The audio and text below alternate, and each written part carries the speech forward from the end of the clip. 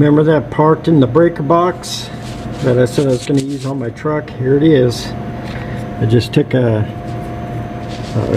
positive wire, ran it to that thing, and got all these wires going to it that the factory had going to the battery cable. I got all these extra empties. I'm going to run my trailer brake to it and everything. Comes in useful. All those are positive connections now for future things.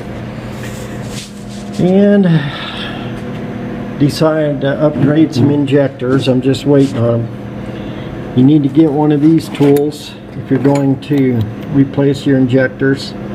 Crow's foot. These are 17 millimeter. This crow foot works really good. Take those injectors off.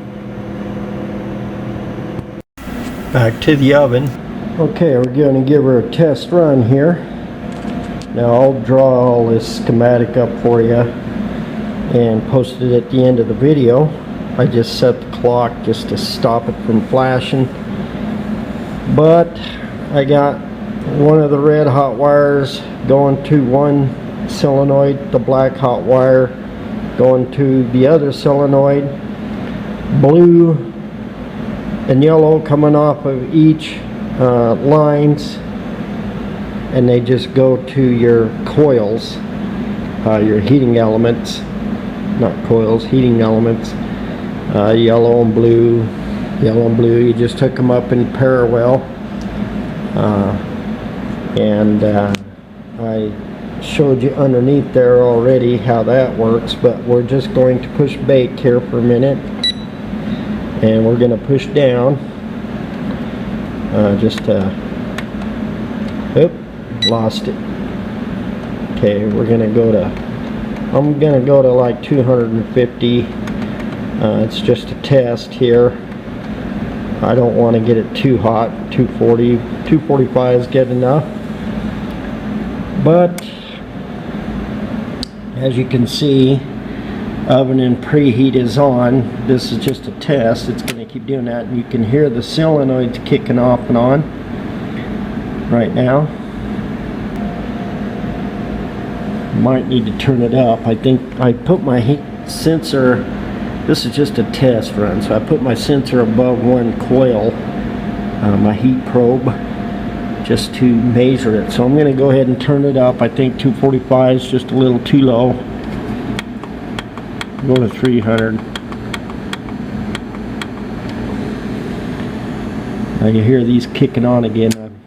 There, you heard them kicking on. They're starting to glow. You can see them, they're kind of purple with the camera. They're red hot. They're starting to glow red hot. Now as soon as that reaches up, that probe, I'm hoping as soon as it reaches to 300 degrees, it'll turn the thing off. There it went. Turned them off. Starting to cool down. They're coming back on.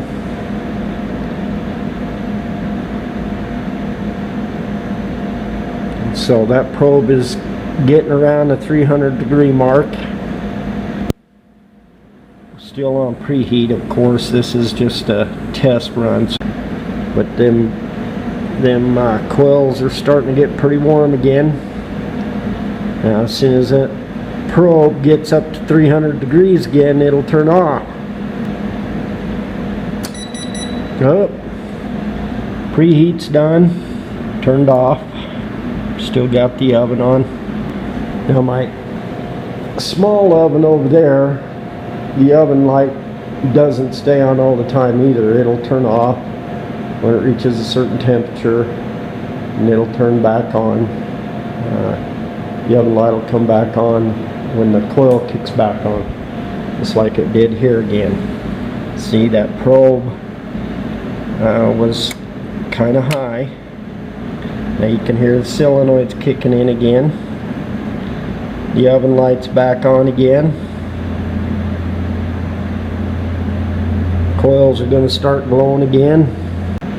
Not coils, I'm sorry, heating elements. I keep calling them coils when they're heating elements. They're starting to get purple on the camera, but they're getting red I got a whole bunch to choose from. Like I said, I have a scrapper friend that he's a preacher just like me. He scraps metal to survive. I do whatever. I'm a handyman to survive. But I'm going to choose the best ones for my project here. As you can see, solenoid's kicked off again. Now they're starting to cool down. Now they kicked on again. Seems to be working fine. Now this is 220 volts, people. You got to be very careful with 220 volts. I'm not responsible for anything. I just want to show you how I'm working on my powder coating oven.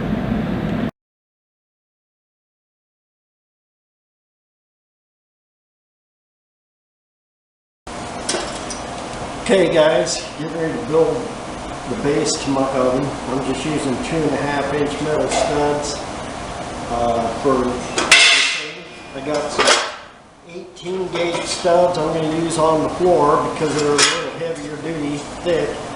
I'm also going to do 2 of them back to back like this, make an I-beam where I'm going to have my track system, like a rail system coming in and out of this oven. And then the other 2 are just going to be random. But yeah, I'll show you what it looks like after I screw it together.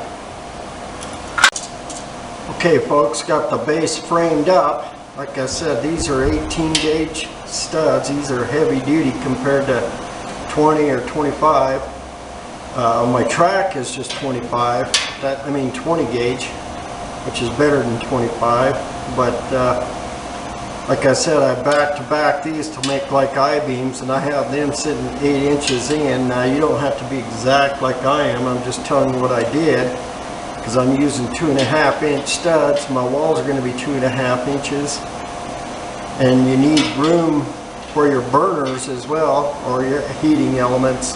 And then this is just going to be for a track system. I'm going to put a piece of solid plywood, real plywood, on the bottom. I'll screw a piece on here for the bottom, flip it over, fill it full of itch. Okay, here's the itch I'm using. It says Roxwool. We call it rock wool. It's about the nastiest itch you can buy. It's super dense, very nasty, probably illegal in California, I don't know, but it's safe and sound, fire and soundproofing itch. It's made for 2x4 walls, 16 inch on center. Yeah, our walls are 2.5, so it's going to get smushed down in there, make it even a little more dense. But you got to be very well covered, protected, all kinds of nonsense with this stuff. It's the nastiest insulation you can buy, but it's also the best for fire ratings. And other than maybe that white nasty stuff they already stick in the oven, this is next to that, if anything. Okay, men, or ladies, folks, got the bottom screwed on, got the plywood on the bottom, full of rock wool itch. Bottom on. Now I'm going to wipe this thing down with some acetone, get it really clean, and then before I put my track down on the bottom, I'm going to use this here, high temp silicone. It's red. I believe type 650 means it's for up to 650 degrees.